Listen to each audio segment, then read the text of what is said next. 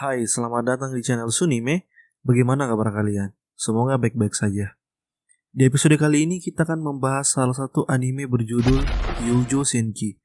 Bersiaplah. But something deep inside won't let me quit. I swear that I'm inspired by all this shit. Tell me that I can and I won't. That's what guides me the most. Fuck your lies, I'll do what I want. Pernah melihat seorang bocah pimpin pasukan? Dalam sinopsis anime Youjo Senki ada cerita seperti itu. Youjo Senki atau dalam versi bahasa Inggrisnya adalah Saga of Tanya Evil.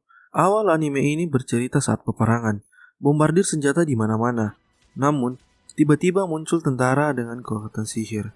Salah satu tentara ternyata adalah anak kecil perempuan bernama Tanya Digerichov. Rupanya, ia adalah seorang komandan pasukan sihir tersebut.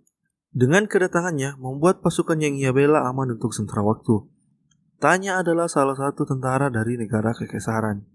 Wilayah kekaisaran ini juga diapit oleh beberapa negara besar di sekitarnya. Kekaisaran juga sangat mengandalkan perang untuk membuat negara lain bertukut lutut. Sementara markas Kronstadt kekaisaran berada di ibu kota bernama Berun. Markas Kronstadt ini juga bertugas untuk merencanakan strategi perang. Tanya dan kelompok penyihirnya bertugas di medan Rhein. Lokasi ini sangat strategis dan mengalami kebuntuan dalam peperangan. Dalam anime Youjo Senki ini, Tanya memiliki kepribadian yang sangat tegas.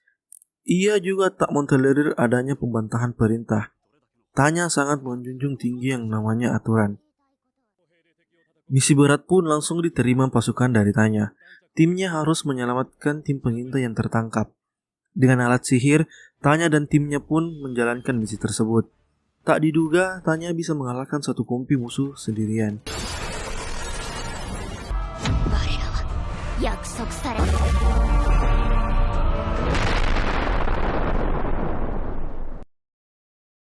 Terungkap fakta bahwa Tanya bukanlah asli dari kekaisaran. Tanya ternyata hanya seorang karyawan di kota Jepang. Zaman pun berbeda. Jika Tanya seolah di zaman dahulu, sedangkan sosok aslinya ada di zaman sekarang. Ia adalah seorang karyawan sebuah perusahaan. Di Jepang, ia adalah orang yang sangat rasional. Ia menjadikan aturan adalah segalanya. Ia bahkan memecat pegawai tanpa ampun sedikit pun. Kemudian ia pergi ke stasiun. Kemudian dia didorong ke kereta yang sedang melintas oleh orang yang dipecatnya. Tiba-tiba waktu berhenti. Rupanya Tuhan yang sedang menampakkan diri. Singkatnya, ia dipindahkan kehidupannya ke dunia lain. Ia dipindahkan ke masa peperangan. Namun ingatan ketika masih di Jepang masih ada. Ia menyebut Tuhan itu adalah keberadaan X. Sadar ia dipindahkan ke dunia lain, Tanya ingin hidup aman dengan menjadi anggota militer. Karena satu-satunya agar hidupnya mudah dengan cepat adalah di kemiliteran. Rupanya, kekaisaran sering melakukan pengecekan sihir kepada anak-anak dan Tanya memiliki energi sihir yang sangat kuat. Tak perlu menunggu dewasa, Tanya pun langsung menjadi relawan militer. Kemudian ia mendapatkan tugas untuk menjadi pengintai. Ketika Tanya sedang mengintai, tiba-tiba Tanya diserang oleh penyihir negara aliansi Entente.